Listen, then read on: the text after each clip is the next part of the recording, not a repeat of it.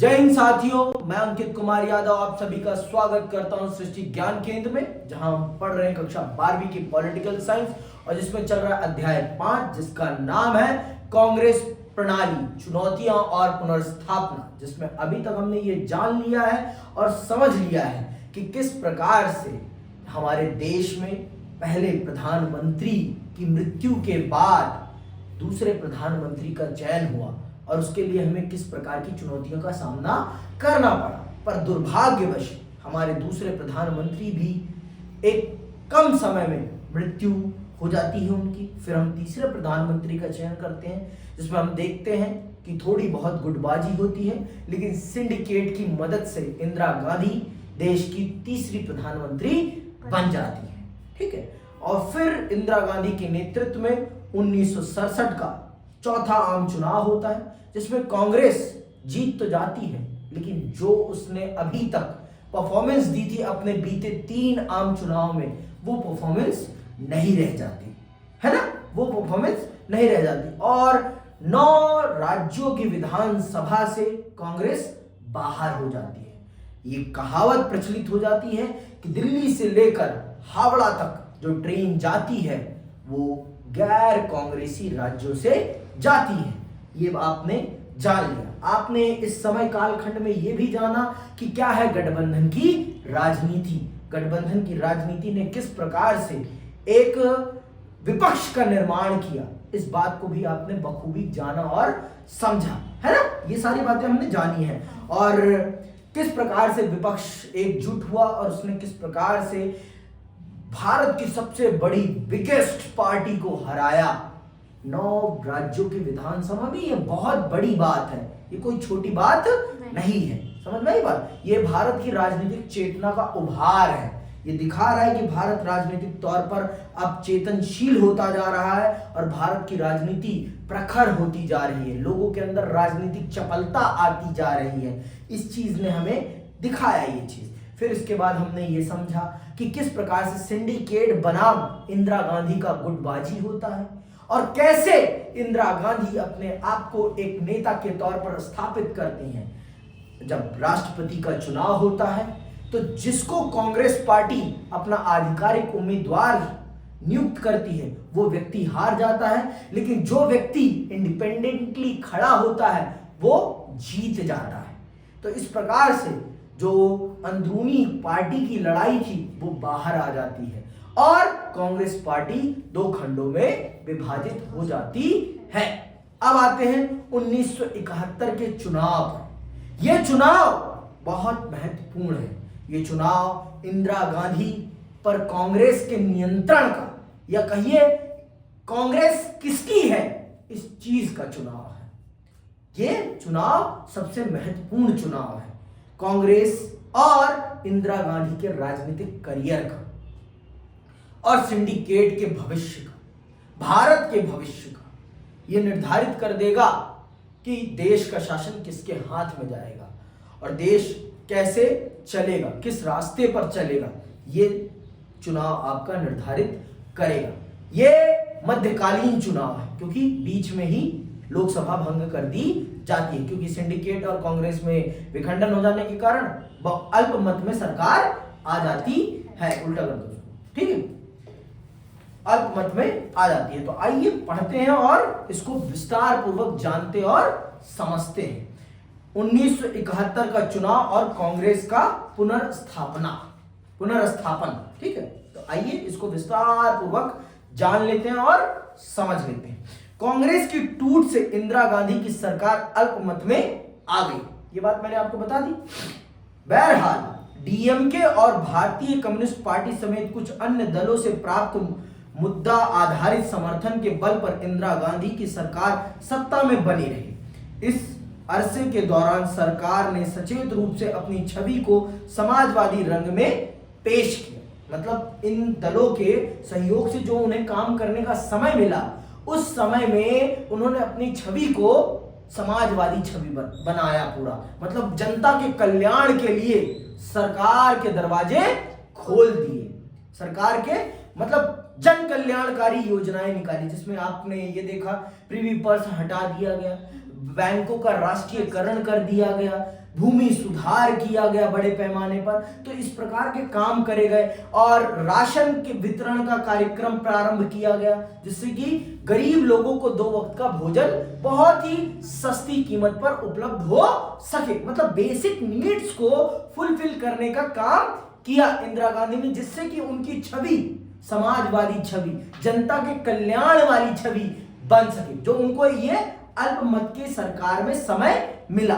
फिर क्या होता है, सुनना ध्यान से। इस अरसे के दौरान सरकार ने सचेत रूप से अपनी छवि को समाजवादी रंग में पेश किया। इसी दौर में इंदिरा गांधी ने भूमि सुधार, अंडरलाइन कर लेना क्या क्या सुधार किए उन्होंने, भूमि सुधार के मौजूदा कानूनों के क्रियान्वयन के लिए जबरदस्त अभियान चलाया। उन्होंने भू परिसीमन के कुछ और कानून भी बनाए।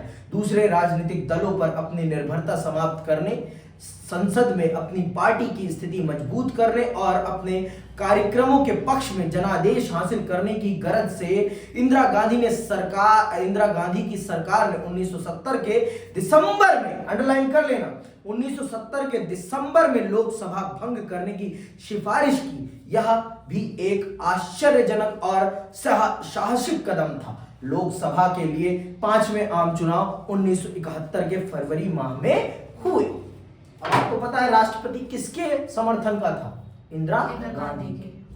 आपको पता है सिफारिश किसको भेजनी होती है, लोकसभा अगर आपको भंग करनी है तो सिफारिश किसको भेजनी है, राष्ट्रपति महोदय को ना, है ना।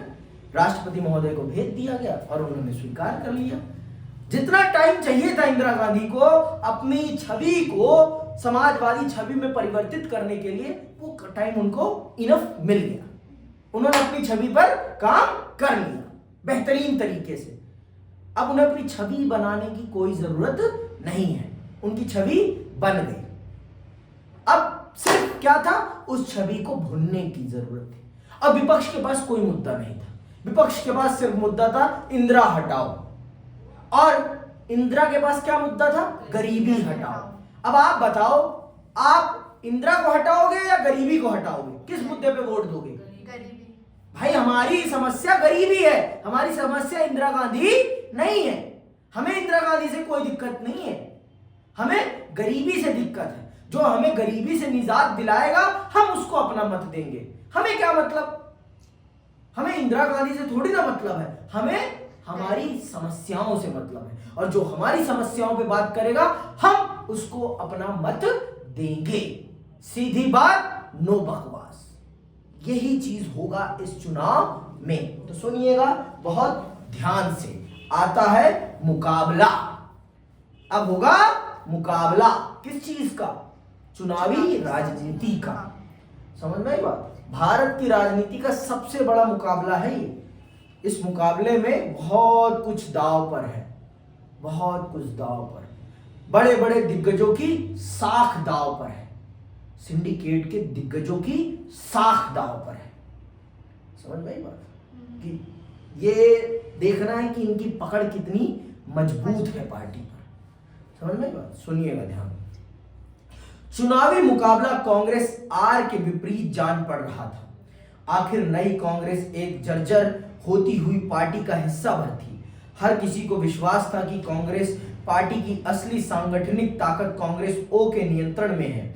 इसके अतिरिक्त सभी बड़ी गैर साम्यवादी और गैर कांग्रेसी विपक्षी पार्टियों ने एक चुनावी गठबंधन बना लिया था। इसे ग्रैंड अलायंस कहा गया। ठीक है, इसे क्या कहा गया, ग्रैंड अलायंस। ठीक है, जितनी भी गैर साम्यवादी दल थे और गैर कांग्रेसी दल थे, उन्होंने एक ग्रैंड अलायंस का। इससे इंदिरा गांधी के लिए स्थिति और कठिन हो गई। एसएसपी, पीएसपी, भारतीय जनसंघ, स्वतंत्र पार्टी और भारतीय क्रांति दल चुनाव में एक छतरी के नीचे आ गए। शासक दल ने भारतीय कम्युनिस्ट पार्टी के साथ गठजोड़ किया। शासक दल मतलब इंदिरा गांधी ने किसके साथ किया, भारतीय कम्युनिस्ट पार्टी के साथ। ये याद रखना है आपको, ये एक नंबर के प्रश्न है। समझ में आई बात कि 1971 के आम चुनाव में इंदिरा गांधी ने किस दल के साथ गठबंधन किया, तो क्या आएगा भाई उत्तर, भारतीय कम्युनिस्ट पार्टी के साथ किया। समझ में आई बात। गैर कांग्रेसी और गैर साम्यवादी दलों के गठबंधन को क्या कहते हैं? क्या कहते हैं भाई? ग्रैंड अलायंस कहते हैं। 1971 में गैर कांग्रेसी और गैर साम्यवादी दलों के जो गठबंधन हुआ, उस गठबंधन को क्या कहते हैं? ग्रैंड अलायंस कहते हैं। और ये आपको कब पता रहेगा? जब आप एनसीईआरटी को जीभ लगा के चाटोगे। ऐसे तो नहीं पता चल पाएगा ना, कि पता चल जाएगा। अगर मैं गलत कह रहा हूं तो आप लोग बताइएगा। ये एनसीईआरटी आपकी करियर की सबसे महत्वपूर्ण किताब होगी। इन 2 महीनों में आपका ये करियर बनाने वाली है, और अगर आपने इसको इग्नोर किया तो आप भी इग्नोर हो जाएंगे। तो मेरे ख्याल से आप लोग नहीं चाहेंगे ऐसा, कि चाहेंगे? नहीं। मुझे तो नहीं लगता। अब आप लोग बताइएगा मुझे, ठीक है? जरूर, ठीक है। इसके बावजूद नई कांग्रेस के साथ एक ऐसी बात थी जिसका उसके बड़े विपक्षियों के पास अभाव था। नई कांग्रेस के पास क्या था ऐसा? नई कांग्रेस के पास एक मुद्दा था, और चुनाव लड़ने के लिए क्या चाहिए होता है? मुद्दा। चुनाव लड़ने के लिए मुद्दा चाहिए होता है। समझ में आई बात? जैसे कि अभी दिल्ली इलेक्शन में आपने एक मुद्दा देखा होगा। मुद्दा शराब, राजमहल, है ना? शराब घोटाला, राजमहल घोटाला, यमुना, हवा, है ना? ये थे ना मुद्दे। और मुद्दों ने काम किया, मुद्दों ने काम किया। समझ में आई बात? तो ये चुनाव लड़ने के लिए मुद्दा चाहिए होता है, और मुद्दा बनाना पड़ता है, बिल्ड करना पड़ता है। जैसे लोकसभा के चुनाव में एक मुद्दा बनाया गया, संविधान खतरे में है, संविधान खतरे में है, और वो मुद्दा बना और भाजपा का डाउनफॉल हुआ। ये मैं आपको उदाहरण के साथ समझा रहा हूं।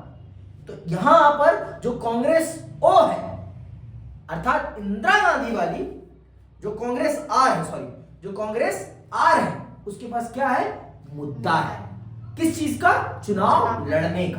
क्या है इनका मुद्दा? सुनिएगा। एक एजेंडा और कार्यक्रम था। ग्रैंड अलायंस के पास कोई सुसंगत राजनीतिक कार्यक्रम नहीं था। ग्रैंड अलायंस के पास कोई सुसंगत कार्यक्रम नहीं था। इंदिरा गांधी ने देश भर में घूम घूम कर कहा कि विपक्षी गठबंधन के पास बस एक ही कार्यक्रम है, इंदिरा हटाओ। विपक्षी दलों के पास सिर्फ एक कार्यक्रम है, इंदिरा हटाओ, और मेरा कार्यक्रम है गरीबी हटाओ। अब आप ये तय करें कि आपको गरीबी हटाना है या इंदिरा हटाना है। समझ में? ये मैं नहीं कह रहा हूं, ये किताब कह रही है। किसी को लगता है कि मैं किताब के बाहर बता रहा हूं तो गलत है, फिर तो आप पढ़ नहीं रहे इसको। इसके विपरीत उन्होंने लोगों के सामने एक सकारात्मक कार्यक्रम रखा और इसे अपने मशहूर नारे गरीबी हटाओ के जरिए एक सशक्त शक्ल प्रदान किया। इंदिरा गांधी ने सार्वजनिक क्षेत्र की समृद्धि, ग्रामीण भू स्वामित्व और शहरी संपदा के परिसीमन, आय और अवसरों की असमानता की समाप्ति तथा प्रिवी पर्स की समाप्ति पर अपने चुनाव अभियान में जोर दिया। गरीबी हटाओ के नारे से इंदिरा गांधी ने वंचित तबकों, खासकर भूमिहीन, किसान, दलित और आदिवासी, अल्पसंख्यक, महिला और बेरोजगार नौजवानों के बीच अपने समर्थन का आधार तैयार करने की कोशिश की। गरीबी हटाओ का नारा और इससे जुड़ा हुआ कार्यक्रम इंदिरा गांधी की राजनीतिक रणनीति थी। इसके सहारे वे अपने लिए देशव्यापी राजनीतिक समर्थन की बुनियाद तैयार करना चाहती थी, और वो इस चीज को करने में सफल भी होती है। वो इस चीज को करने में सफल भी हो जाती है। तो आप ये देखिए, आपके पास चाहे संगठन हो या ना हो, आपके पास होना चाहिए जनता से जुड़ा मुद्दा। अगर आपके पास जनता से जुड़ा मुद्दा है तो आप जनता का समर्थन प्राप्त करने की काबिलियत रखते हैं। बस आपके अंदर समर्थ होना चाहिए, कौशल होना चाहिए, और इंदिरा गांधी ने वो करके दिखाया। एक अकेली महिला, और उसने क्या करके दिखाया है। देखो, इंदिरा गांधी को इसलिए तो किसी ने प्रधानमंत्री नहीं बनाया था ना कि वो क्या थी? पंडित जवाहरलाल नेहरू की बेटी।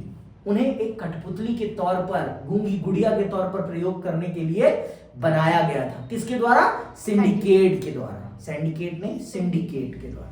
ठीक है, और नाम सबके याद रहने चाहिए कौन कौन है सिंडिकेट में, नहीं तो मेरा हाथ और आपके गाल। ठीक, समझ में आई बात? तो सब कुछ आपको पता रहना चाहिए। ठीक, तो इंदिरा गांधी को इस पर्सपेक्टिव से तो किसी ने नहीं बनाया था। उनका मेन पर्सपेक्टिव क्या था? सत्ता अपने हाथ में रखना इनके माध्यम से। लेकिन होता क्या है? होता कुछ और है। भाई कोई भी नहीं चाहेगा कि उसके कंधे पर बंदूक रखकर गोली चलाई जाए। हर कोई चाहता है कि बंदूक भी मेरी, कंधा भी मेरे हाथ में हो। बंदूक भी मेरे हाथ में होनी चाहिए और कंधा भी मेरा ही होना चाहिए। आप चाहोगे कि मैं आपके कंधे पर रख के, कोई नहीं चाहेगा, कोई अपनी छवि धूमिल नहीं करना चाहेगा। समझ गए बात? आगे सुनो, आगे क्या होता है, परिणाम और उसके बाद क्या होता है, क्या आएगा परिणाम। What's your expectations for the results? ये जैसे आप दिख ही रहा है, पहले पर भी इंदिरा, दूसरे पर भी इंदिरा और तीसरे पर भी इंदिरा। इंदिरा ही इंदिरा है। आई आई इंदिरा आई, यही होता है।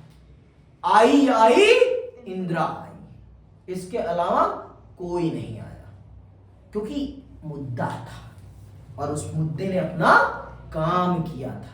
उस मुद्दे ने बहुत अच्छे से अपना काम किया था और उसके कारण इंदिरा गांधी अपनी जमीन तैयार कर सकी। मतलब उन्होंने अपने मौके को दबा के चौके में तब्दील किया, उन्होंने उसको मिस नहीं किया। और मैं ये समझता हूं कि आप भी अपने मौके को मिस आउट नहीं करेंगे। अगर आप आज मिस करते हैं तो आपको कॉलेज नहीं मिलेगा। और फिर ये मत कहिएगा कि हमें कॉलेज नहीं मिला, आपकी गलती से नहीं मिलेगा, आपकी गलती से। समझ में? और फिर दूसरों को दोषी नहीं कहा जा सकता, दूसरों को दोषी मत कहना। मैं आपको तरीका बता दिया है, एनसीईआरटी उठाओ और पढ़ते जाओ। हिंदी जितनी लिख सको उतनी लिखो, क्योंकि आलस आता है, और अपने लेखन कला के आलस को दूर भगाओ। जितना हो सके कम से कम रोज 5 पेज अपने मन से लिखो। तो 2 चीजें, हिंदी की भी प्रैक्टिस हो जाएगी और राइटिंग प्रैक्टिस भी हो जाएगी। क्योंकि आपको पता है कोई ना कोई आर्टिकल लिखने के लिए आएगा, प्रदूषण पे लिखो, अब भारत की राजनीति पर लिखो, बहुत से मुद्दे हैं उन पर लिखो खूब, अपने इन मुद्दों को उठा लो, उन पर लिखो। सुनो आप, परिणाम और उसके बाद क्या होता है। 1971 के लोकसभा चुनाव के नतीजे उतने ही नाटकीय थे जितना इन चुनावों को करवाने का फैसला, नाटकीय था, उतना ही इनका परिणाम भी नाटकीय था। आगे सुनिए, कांग्रेस आर और सीपीआई के गठबंधन को इस बार जितने वोट या सीटें मिली उतनी कांग्रेस पिछले 4 आम चुनाव में कभी हासिल न कर सकी थी। इस गठबंधन को लोकसभा की 375 सीटें मिली और इसने कुल 48.4% वोट हासिल किए। अकेले इंदिरा गांधी की कांग्रेस आर ने 352 सीटें और 44% वोट हासिल किए थे। अंडरलाइन कर लो, ठीक है। अब जरा इस तस्वीर की तुलना कांग्रेस ओ के उजाड़ से करें। इस पार्टी में बड़े बड़े महारथी थे, लेकिन इंदिरा गांधी की पार्टी को जितने वोट मिले थे उसके 1/4 वोट ही इसकी झोली में आए। इस पार्टी को महज 16 सीटें मिली। अपनी भारी भरकम जीत के साथ इंदिरा गांधी की अगुवाई वाली कांग्रेस ने अपने दावे को साबित कर दिया कि वही असली कांग्रेस है और उसने भारतीय राजनीति में फिर से प्रभुत्व के स्थान पर पुनर्स्थापित किया। विपक्षी ग्रैंड अलायंस धाराशाही हो गया। इस महाजोड़ को 40 से भी कम सीटें मिली थी। 60 नहीं, मेरे में 40 ही कोई बात नहीं, देख लेंगे, ठीक है। 1971 के लोकसभा चुनाव के तुरंत बाद पूर्वी पाकिस्तान अब बांग्लादेश में एक बड़ा राजनीतिक और सैन्य संकट उठ खड़ा हुआ। आप सब इससे अवगत हैं, बताने की मुझे जरूरत नहीं। चौथे अध्याय में आप पढ़ चुके हैं कि 1971 के चुनाव के बाद पूर्वी पाकिस्तान में संकट पैदा हुआ और भारत पाक के बीच युद्ध छिड़ गया। इसके परिणाम स्वरूप बांग्लादेश बना। इन घटनाओं से इंदिरा गांधी की लोकप्रियता में चार चांद लग गए। विपक्ष के नेताओं तक ने उनके राज्य कौशल की प्रशंसा की। 1972 के राज्य विधानसभाओं के चुनाव में उनकी पार्टी को व्यापक सफलता मिली। उन्हें गरीबों और वंचितों के रक्षक और एक मजबूत राष्ट्रवादी नेता के रूप में देखा गया। पार्टी के अंदर अथवा बाहर उनके विरोध की कोई गुंजाइश ना बची। मतलब इंदिरा गांधी की छवि और कांग्रेस दोनों चमक गए। इंदिरा गांधी ही कांग्रेस बन गई। यहां इंदिरा गांधी है कांग्रेस। बिना इंदिरा गांधी के कांग्रेस की कोई वैल्यू नहीं है। जैसे एट ए टाइम क्या है, एट ए टाइम क्या है, भाजपा का यही हाल है। भाजपा का यही हाल है कि नरेंद्र मोदी ही भाजपा है। बिना भाजपा, बिना मोदी की छवि के भाजपा चुनाव में नहीं उतर पाती। आप देखिए कहीं भी चुनाव हो रहा है, भाजपा किसका चेहरा लेकर चलती है, नरेंद्र दामोदर दास मोदी का। तो वही चीज 1971 में कांग्रेस के साथ भी होगी और फिर इंदिरा ही इंदिरा दिखाई पड़ेगी। युद्ध जीतने के बाद तो इंदिरा गांधी मतलब इस देश के लिए एक अलग ही महिला बन गई थी। मतलब उनकी छवि बदल सी गई थी, उनको देवी के तौर पर देखा जाने लगा था। और कांग्रेस में या कांग्रेस के बाहर किसी में इतना सामर्थ्य नहीं था कि वो इंदिरा गांधी के खिलाफ कुछ बोल सके, क्योंकि सबकी रोजी रोटी इंदिरा गांधी से ही जुड़ी थी। एट ए टाइम जैसे आज के टाइम पे कहां है, बीजेपी में है, कि किसी की हिम्मत नहीं कि वो नरेंद्र दामोदर दास मोदी के सामने खड़ा हो सके और उनकी गलतियां बता सके। अगर है गलतियां तो किसी की भी हिम्मत नहीं है। ऐसा तो नहीं है कि गलत नहीं करते, सब जगह राजनेता है वो गलत करते हैं, लेकिन किसी के हिम्मत नहीं है। क्यों? क्योंकि पूरी भाजपा की रोजी रोटी किससे जुड़ी हुई है, नरेंद्र दामोदर दास मोदी से। तो चाह कर भी उनके खिलाफ नहीं जा सकते। जा सकते हैं। सेम कंडीशन इंदिरा गांधी के टाइम पर यही थी। कांग्रेस लोकसभा के चुनाव में जीती थी और राज्य स्तर के चुनाव में भी। इन दो लगातार जीतों के साथ कांग्रेस का दबदबा एक बार फिर कायम हुआ। कांग्रेस अब लगभग सभी राज्यों में सत्ता में थी। समाज के विभिन्न वर्गों में यह लोकप्रिय भी थी। महज 4 साल की अवधि में इंदिरा गांधी ने अपने नेतृत्व और कांग्रेस पार्टी के प्रभुत्व के सामने खड़ी चुनौतियों को धूल चटा दी। ये थी इंदिरा गांधी। फिर इंदिरा गांधी तय करती थी कि किस राज्य का कौन मुख्यमंत्री होगा। विधायक दल नहीं तय करता था, जैसे आज के टाइम पे भाजपा में कौन तय कर रहा है, दिल्ली का मुख्यमंत्री कौन बनेगा, ये विधायक नहीं तय कर रहे हैं, ये माननीय प्रधानमंत्री और अमित शाह जी करेंगे तय। अभी तय हो जाएगा और वो शपथ लेने वाले। आज ही है ना शपथ, बैठक। कांग्रेस प्रणाली का पुनर्स्थापन। क्या है कांग्रेस प्रणाली की पुनर्स्थापना, चलो ये भी जान लेते हैं थोड़ा सा। बहरहाल कांग्रेस प्रणाली के पुनर्स्थापन का क्या मतलब निकलता है। इंदिरा गांधी ने जो कुछ किया वह पुरानी कांग्रेस को पुनर्जीवित करने का काम नहीं था। पुरानी कांग्रेस नहीं जीवित हुई है, ये नई कांग्रेस है। तो हम इसको कैसे कह सकते हैं कांग्रेस का पुनर्स्थापन, ये तो पूरी की पूरी नई कांग्रेस है। तो ये पुनर्स्थापन नहीं है, समझ में आई बात। इसको हम पुनर्स्थापन नहीं कह सकते।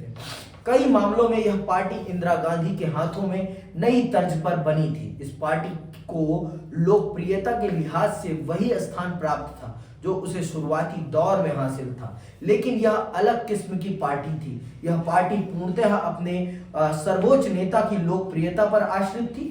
जैसे मैंने अभी आपको किसके, भारतीय जनता पार्टी के संदर्भ में बताया, आश्रित थी। इस पार्टी का सांगठनिक ढांचा भी अपेक्षाकृत कमजोर था। इस कांग्रेस पार्टी के भीतर कई गुट नहीं थे, यानी अब यह विभिन्न मतों और हितों को एक साथ लेकर चलने वाली पार्टी नहीं थी। मतलब ये एक ही विचार और एक व्यक्ति के नेतृत्व में चलने वाली पार्टी थी। पहले वाली कांग्रेस नहीं थी जिसमें मत भिन्नता भी थी, बहुत सारे गुट थे। अब इसमें ऐसा कुछ भी नहीं था। ये एक व्यक्ति, एक विचार और एक सोच के साथ चलने वाली पार्टी थी। ठीक है, तो ये पुरानी कांग्रेस नहीं थी।